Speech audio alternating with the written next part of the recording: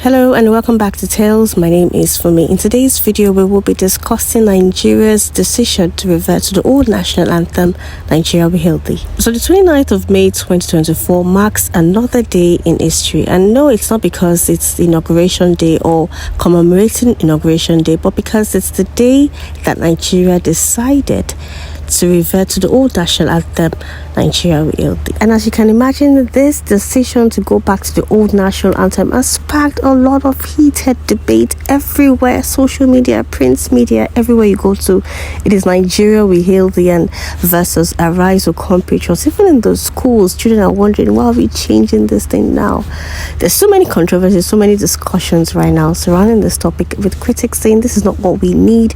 How does this affect the price of fish and chicken and gari in the market? But amidst all of these critics and deliberations and discussions, there's another side to this ongoing debate that I really want to touch on, and it's the fact that what if this national anthem is enough, or is what's the word now, is something that can bring Nigeria together.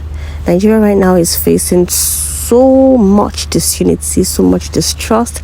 But with the lyrics of this song, when you hear "In brotherhood we stand, Nigeria we hail thee," it's sort of like bringing people together, like though we're so diverse, but in brotherhood we stand. And that is what I want to talk about. Me, I stand for nobody and I stand for everybody. I just want to bring different points of views to the fore and let's discuss about it. There is this guy, it's not a guy, he's a man, he's a man's man. His name is Frank Tietie, or is it Frank Tai Tai? The name is actually very funny, but it's a very cool name, Frank Tai Tai. So Mr. Tai Tai, in an interview with The Whistler, kind of likes it. He actually says he actually supports the restoration of the old national anthem. And he said the decision to change the anthem by the military government in the past was an attempt to distort history and the ethos of the newly formed nation. When he says that, he's talking about Nigeria, because the old national anthem was just done before independence. The old national anthem was done in 1959. Nigeria gained independence in 1960. He further says that anthems are ideological recitations that help the people to be more focused.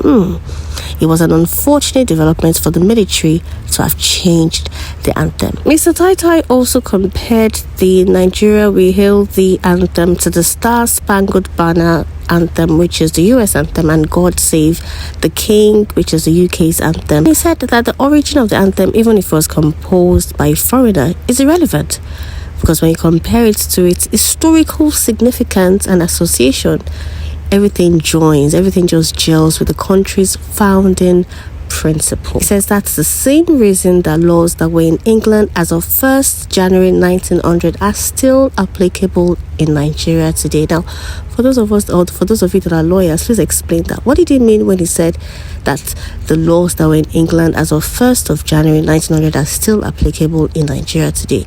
I guess what he's trying to say is that we could have easily just done away with all those laws and created our own laws, right? But we sort of adopted the laws of England to Nigeria. Is that what he meant? Mr. Tai Tai, when comparing Nigeria We Hail Thee with Arise, O compatriots, has this to say. He said, an anthem that acknowledges the reality of the divisions among Nigerians is better than the one based on lies. He said Nigerians are compatriots who have a love for their country and do want to serve it with their strength as an expression of faith that it would be a great country with the labels of its past heroes, in brackets it says like our former leaders, shouldn't be in vain, and so serve the country with their heart and might to build a country whose unity and peace are defined by freedom. What a lie. He actually believes that the entire first stanza of the now discarded national anthem was a cluster of lies. And he says so because the experience of the last 45 years of its adoption can only attest to what Nigerians have been going through. He says it was a mockery of our reality. Do you agree with that? And there's one thing we need to realize, or that we need to know, is that the proponents for this change all have one thing in common. They're not saying that Arise, O compatriots is on a good national anthem, but what they're saying is that it has outlived its existence. It has outlived its significance. The national anthem was replaced in 1978 by Arise the Compatriots under the military government, and that anthem was composed at a time when the country was just sort of reeling from a deadly civil war and calls on Nigerians to serve our fatherland with love and strength and not to let the labor of our heroes past be in vain. And so what we're calling for now is that there's so much, as we all know, there's so much strife, there's so much disunity in different corners. And right now we're just trying to bring everyone together, saying in brotherhood we stand. So the proponents are saying this one is more timely, don't you think? And another set of people have said that, the new anthem was wrong to be used at this time, particularly because there wasn't like a call to public to say, hey people, if you have lyrics, let us come and then compose another. Why go back in time to the colonial times? Because Lillian George Williams, who formed or who composed this national anthem, was a foreign expatriate, and it was done before independence. Like, all of these are so significant. And if you really want to go back, there's so many people that are talented that are very easy, or it would be very easy for them to come up with something. Now that's another angle that people are criticizing from. And I personally have already started to, sort of look at the lyrics and sing it. I mean, did you know that Kule Afolahyan's October 1st actually, Kehinde Bankole was the teacher in that movie, and I saw the clip recently where she was teaching students the anthem, and it just took me back in time. Like, I was transported back in time at the time I watched the movie first. But watching it again today, it felt so real. Like, okay, it happened then, it's happening now. And this is the lyrics for those of us that do not really know it. Nigeria, we hail thee, our own dear native land. Though tribe and tongue may differ, in brotherhood we stand. Nigeria's all are proud to serve our sovereign motherland. Our flag shall be a symbol that truth and justice reign. In peace or battle honored, and this we count as gain. To hand on to our children a banner without stain. O God of creation, grant this our one request. Help us to build a nation where no man is oppressed, and so with peace and plenty Nigeria may be blessed. Amen. Truth be told, the lyrics are actually quite nice. It's actually like a call to prayer, a call to serve, a call to bring people together, truth be told. I kind of like it. It's just, perhaps it's the timing, perhaps there are other things, but there's never a right or wrong answer in this type of discussion. There's never right or wrong. Everybody is right, and everybody is right, really.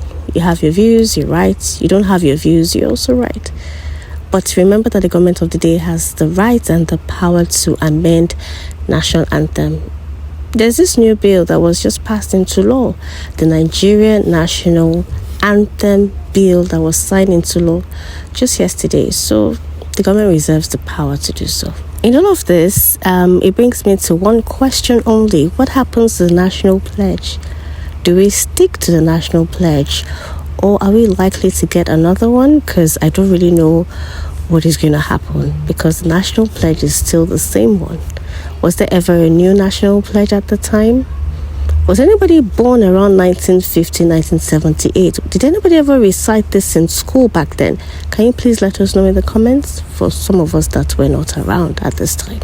In fact, someone actually said Nigeria is rebranding with all these changes, and I kind of agree. We're starting from the minutest of things, the most basic things, and that's what people are thinking. Do we really need this? But when you look at the human body, there's so many connected parts. And if you fix one part and the other parts are ugly, then it's as though, why did you even try in the first place? But I guess maybe we're starting from somewhere. Something as basic as the Nigerian national anthem is being changed because certain people feel the need to connect with it more. I don't think it's a bad thing. But that said, it's a new day, it's a new dawn. We're singing the national anthem now. And if you don't feel the need to sing it, just once the piano plays and the song comes on, just put your hand on your chest and you don't need to say anything, because we know that deep down you're reciting whichever national anthem works for you. All right.